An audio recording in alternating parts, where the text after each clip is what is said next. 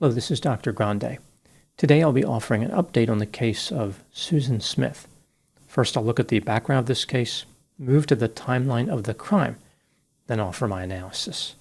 Susan Smith was born on September 26, 1971, and was raised in Union, South Carolina. She lived with her father, Harry Vaughn, her mother, Linda Vaughn, and two older sisters. Her parents divorced when she was 6 years old. 5 weeks after the divorce, Harry brought an end to his own life. Linda married a man named Beverly Russell. Beverly committed horrible offenses against Susan. Later, he admitted this in court. In high school, Susan was extremely outgoing, and she even received the Friendliest Female Award. In 1989, Susan graduated from high school. While working at a grocery store, she met a man named David Smith, and they became romantically involved. The couple married in 1991. They had a son named Michael Daniel Smith that same year, and a son named Alexander Tyler Smith in 1993. The marriage was tumultuous and characterized by separations and infidelity. In January 1994, during a time when the couple was separated, Susan started a romantic relationship with a man named Tom Finley. He was the son of a wealthy businessman who Susan worked for. Susan and David reconciled, only to separate again. By September 1994, Susan had reconnected with Tom. In October, Tom sent her a letter saying he wanted to terminate the relationship. Essentially, he indirectly stated that he was too good for Susan, referred to her as boy crazy, and indicated he did not want to raise her children. Now moving to the timeline of the crime. On October 25, 1994, 23-year-old Susan Smith contacted the police and told them a terrifying story about a carjacking. Here's what she said. She was driving her 1990 Mazda Protege to visit a friend. Her 3-year-old son Michael and her 1-year-old son Alexander were in the vehicle with her. A black man carrying a firearm approached the Mazda when Susan was stopped at a red light. He carjacked her and forced her to drive around for a while before telling her to stop and exit the vehicle. Before driving away, he promised he would not hurt her sons, who were still strapped into the Mazda. Susan ran to a nearby house, knocked on the door, and told the occupants about the attack. This is when the police were notified. Here is what the police found during the course of their investigation. Susan's description of the perpetrator was vague. She supposedly interacted with this man for a few minutes, yet really didn't know anything about him other than his race. The friend who Susan was supposed to be visiting that night was not home. And Susan's story about not seeing any other cars at the intersection where the carjacking took place did not make any sense. This intersection had a traffic signal that would have stayed green in Susan's direction unless a vehicle had pulled up on the intersecting road. As the police continued to investigate, Susan appeared on television multiple times, begging for the carjacker to return her children. On November 3, 1994, 9 days after the incident, Susan admitted there was no carjacker. She explained how she drove her vehicle to the John D. Long Lake, parked it on a boat ramp, put the vehicle in drive, and released the parking brake. This, of course, sent the car into the lake. Michael and Alexander were trapped in the vehicle and drowned in the lake. It took 6 minutes for the vehicle to submerge. So Susan had a lot of time to try to rescue her children, but she didn't do anything to help them. Susan was arrested and charged with murder. In July 1995, she went to trial. The state argued that she murdered her sons because of the breakup with Tom Finley. Again, he said he didn't want to raise her children, therefore Susan eliminated her children. This was supposedly her motive.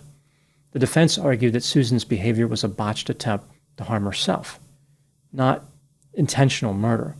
This, of course, was not a good defense if someone was trying to get Susan off with no consequences. Her attorneys were more focused on helping her to avoid the death penalty. Susan Smith was convicted of murder and sentenced to life in prison with the possibility of parole after 30 years. She would be eligible for parole in 2024. In prison, Susan found herself in trouble quite a few times. In 1997, she was caught with a razor. In 2000, she was disciplined for having sex 4 times with a 50-year-old guard. He was sentenced to 3 months in jail as a result. Not long after this, Susan had sex with another guard who received probation. In 2010, Susan was disciplined for drug possession and self-harm. In 2012, she engaged in the unauthorized use of another inmate's PIN. In 2015, there was another drug possession infraction. And in August 2024, Susan communicated with a victim and/or witness of a crime. She had sent contact information for family members and her ex-husband to a documentary filmmaker. On November 20, 2024, Susan Smith had her first parole hearing. Here is a summary of what Susan said to the parole board. Fighting back tears, she stated, "I know that what I did was horrible." Susan would change her behavior if possible. She was sorry for her crime. As far as her many infractions in prison, she blamed her own stupidity. Referring to the last charge, releasing information to the filmmaker, Susan claimed that she was not guilty and was appealing. Susan emphasized the importance of forgiveness and said, quote, "I am a Christian, and God is a big part of my life, and I know He has forgiven me, and I know this is by His grace and mercy," unquote. She then stated, quote, "I just ask that you show the same kind of mercy as well," unquote. The parole board did not appear to be moved by Susan's argument. Her parole was denied. The next chance for parole is in 2 years. Now moving to my analysis. Susan Smith maintained that she was suitable for parole, and she has a fair number of supporters. The prosecutors of the case, as well as many other people, disagree. They believe that Susan should never be released from prison. This brings me to the question, should Susan have been denied parole? Let's take a look at the evidence both for and against the idea that the denial made sense, starting with the factors that support this theory. In 1994, Susan committed a heinous crime. She killed her 2 sons by sending her car into a lake. Afterward, she lied about her behavior for 9 days. Susan has been unable or unwilling to follow the rules while in prison. She even had an infraction right before her parole hearing and did not take responsibility for that offense. Susan has actively communicated with many different men over the years. Some of them have promised that if she were to be released, they would provide her a happy life. This makes it seem like Susan is focused on herself and not on her murder victims, almost like she's repeating the pattern of behavior which led her to the homicidal decision in the first place. Now moving to the factors that contradict the theory that Susan should have been denied parole. Prior to being convicted of murder, Susan did not have a criminal history. Susan had a number of stressors when she was young, including the death of her father and the horrible behavior of her stepfather. She was diagnosed with dependent personality disorder and major depressive disorder. Susan argued that she did not murder her children to win Tom Finley back. That wasn't her motive at all. She didn't really have a clear motive. She claimed that she was not a monster. On the night of the murders, something went very wrong. She was not in her right mind. She was under the false belief that her behavior was best for her children. As ridiculous as this argument may seem upon first glance, this is actually a common belief of women who kill their own children. This is the altruistic type of this crime. Susan Smith stayed busy in prison, and not just by having sex with guards. She worked various jobs and donated arts and crafts. Susan would happily accept the mandatory life supervision on parole and view it as a resource. She wants to work with cats and dogs and give back to the community. She will never forgive herself and desperately wants to make her life mean something. She claimed that she gained insight into her mental health symptoms. When considering all the evidence in this case, should Susan Smith have been denied parole? Yes, the parole board made the right decision. Susan's disposition is incompatible with freedom. It's not really a surprise that the parole board denied her. The state of South Carolina only grants parole 8% of the time. Furthermore, the state is even less likely to grant parole under 3 circumstances, all of which were present in this case: an inmate's first appearance before the board, a case where family members of victims opposed parole, and in high-profile cases. What do I think happened in this case? This is just a theory, my opinion. Susan Smith is self-centered, emotionally reactive, cold, callous, sensation-seeking, manipulative, deceptive, impulsive, afraid of romantic rejection, intensely interested in romantic contact with men, and has a sense of entitlement. She needs to be the center of attention and is deeply concerned about her image. Susan's distorted views on romance probably developed due to the mistreatment she had sustained. She has an excuse for many of her negative personality traits, but not an excuse for committing murder. Susan knew the difference between right and wrong when she killed her children. If she had really killed them in a botched attempt to bring an end to her own life, Susan would have been distraught immediately after the incident.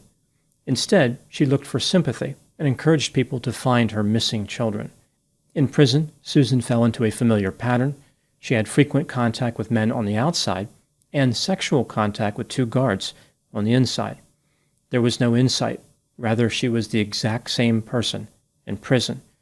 Susan did not make a journey down the road of self-discovery, and she did not think about the future. There were no thoughts about being released from prison someday. Susan was focused on the present. She maintained a high level of impulsivity. When it came time for the parole board hearing, Susan pretended that she was suitable for release, but the evidence showed this was no more than an afterthought. If she really wanted a chance at parole, Susan should have been focusing on her rehabilitation and not on accumulating infractions. Susan Smith believed that she was entitled to parole, not that she had to earn parole. On one occasion, she said, "I've done my time. I'm ready to go." In reality, her time is supposed to be life in prison. She has not yet completed her sentence. Now moving to my final thoughts.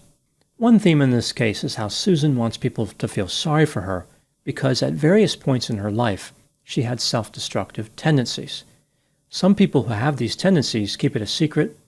Others use it to gain sympathy. Susan was probably shocked that people didn't care that she had this tendency. They might have cared if she did not kill 2 people, but as a murderer, she's not going to get much sympathy. The reason that she may be shocked is because in her mind, being self-destructive is jeopardizing the most important thing in the universe, Susan Smith. How can people ignore this threat? By doing so, they take a tremendous risk. The very fabric of the universe may be torn. Everything could be lost. If Susan's homicidal behavior was not an effort to win back her lover, it may have just been a way to get attention in general. Like she was saying to the world, if you don't care about me, that's fine. Now I'm going to take something you do care about. Those are my thoughts on the case of Susan Smith. Thank you so much for watching. I'll talk to you soon. Just a reminder that I have a Patreon account that has about 300 pre-release videos. These pre-release videos typically stay on Patreon for a few months, if not up to a year in some cases. So it's not like I put the videos up and then make them public just a few days later. I will put the link to Patreon in the description for this video.